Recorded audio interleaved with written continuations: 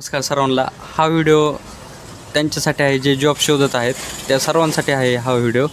ज्यांची फार्मसी झाली आहेत नुकतीच, जे डी.फार्म पास आउट झाले आहेत, त्यांनी वेलनेस फॉरवर्डमध्ये जॉब करावा का हॉस्पिटल फार्मसीला, याच्यामधला मी फरक सांगणार आहे.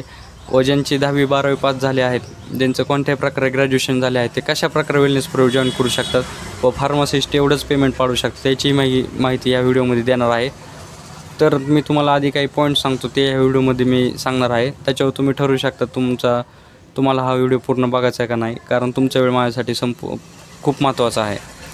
तर मी तुम्हाला ते आधी पॉईंट सांगतो. वेलनेस फॉरवर्डला फक्त फार्मसीचा जॉब करू शकतो का नाही, त्याच्याबद्दल मी तुम्हाला माहिती सांगणार आहे. सेकंड पॉईंट, वेलनेस फॉरवर्डमध्ये पेमेंट किती असते, CSAला पेमेंट किती भेटतं, फार्मासिस्टला पेमेंट किती भेटतो, हायेस्ट सॅलरी किती जाते, त्या वेलनेस फॉरवर्डची राहण्याची खाण्याची काही सोय असते का, ड्युटी आवर्स किती आहे, मुलींना काही वेगळा ड्युटी आवर्स असतो का, त्यानंतर विकली सुट्टी भेटते का, गव्हर्मेंट हॉलिडे असतात का, त्याच्यानंतर वेलनेस फॉरवर्डमध्ये 24 आवर्स आहे तर मुलींना नाईट भेटते का, आणि लास्टचा पॉईंट आहे पेमेंटच्या व्यतिरिक्त मुलं कसे पैसे कमवू शकतात. व अजून एक पॉईंट आहे, जर वेलनेस फॉरवर्डची ज्यांना फ्रँचायसी घ्यायची आहे त्यांना मिनिमम अमाऊंट किती लागू शकते त्याचीही मी माहिती या व्हिडिओमध्ये देणार आहे. चला तर मग आपण आता व्हिडिओला सुरुवात करूया. तर नमस्कार मित्रांनो, पुन्हा एकदा वेलनेस फॉरवर्डमध्ये जॉब करावं का हॉस्पिटल फार्मसीला, याच्यातला मी तुम्हाला फरक सांगतो. वेलनेस फॉरवर्डला जॉब केला तर तुमचा फायदाच आहे, कारण तिथं तुम्हाला भरपूर 40,000 प्लस मेडिसिन आहे, तिथं भरपूर तुम्हाला शिकायलाही भेटतं व पेमेंटही चांगलं भेटतं. तर हॉस्पिटल फार्मसीला तुम्ही जॉब केला तर तुम्हाला सर्जिकल नॉलेज भरपूर वाटतं. इथिलॉन, पॉलिस कॅथेटर, IV सेट, इंट्राकॅथ ह्यांच्याबद्दल तुम्हाला सर्जिकल प्रोडक्टबद्दल भरपूर माहिती भेटते. जर तुमचं कोण रिलेटिव्हमधलं डॉक्टर असेल तर तुम्ही हॉस्पिटल फार्मसीला जॉब करू शकता व नंतरून तिथं मेडिकल टाकू शकता. पण ज्यांना भविष्यात मेडिकल टाकायचं आहे तर त्यांनी वेलनेस फॉरवर्डला जॉब करावं, कारण तिथं भरपूर अख्ख्या सिटीतल्या प्रिस्क्रिप्शन येतात, त्याच्यामुळे तुम्हाला भरपूर माहिती भेटते. प्रत्येक डॉक्टरांची हँडरायटिंग वेगळी असते, त्यामुळे शिकण्यालाही भरपूर भेटतं. तसंच हॉस्पिटल फार्मसीला मोजके 10 ते 12 डॉक्टर असतात, त्यांचे ते रिपीट प्रिस्क्रिप्शन येत असतात, त्यामुळे तिथं काही स्कोप नाही. प्लस तिथे इन्सेंटिव्ह वगैरे काही भेटत नाही. तर आपला सेकंड पॉईंट आहे, वेलनेस फॉरवर्डला फार्मसिस्ट जॉब करू शकतो का, असं काय नाही आहे. वेलनेस फॉरवर्डला तुम्ही 12वी वगैरे जरी पास आउट असले तरी तुम्ही जॉब तिथं भेटू शकतो तुम्हाला व तुम्ही करू शकता.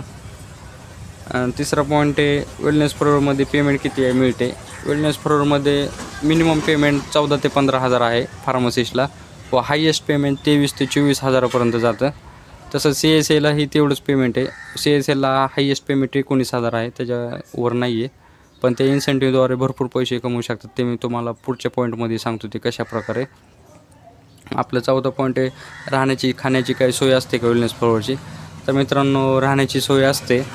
काही ठिकाणी राहण्याची सोय आहे त्यांची. आता आम्ही बारामतीला होतो तर आम्हाला रूम वगैरे होते, पुण्यामध्ये पण आहेत त्यांच्या भरपूर रूमा. तसेच खाण्याची सोय बघायला गेली तर आपण बघावं लागतं. तुम्ही मेस लावू शकता किंवा रूमवर बनवून खाऊ शकता. आता आपण तर मुलं आहेत, आपण कसं रूमवर बनवू, तर ते टॉपिक वेगळाच आहे. तर राहण्याची सोय आहे. 5वा पॉईंट आहे, ड्युटी आवर्स किती, मुलींना काही वेगळा आहे का. हो, तर मुलांना ड्युटी आवर्स आहे 10 तास, मुलींना आहे 9 तास. आणि जे नाईट शिफ्ट असते त्याच्यामध्ये मुलांना 11 तास ड्युटी आवर्स आहे. तर त्याच्यामध्ये ते आपल्याला सकाळी नाश्ता वगैरे देतात.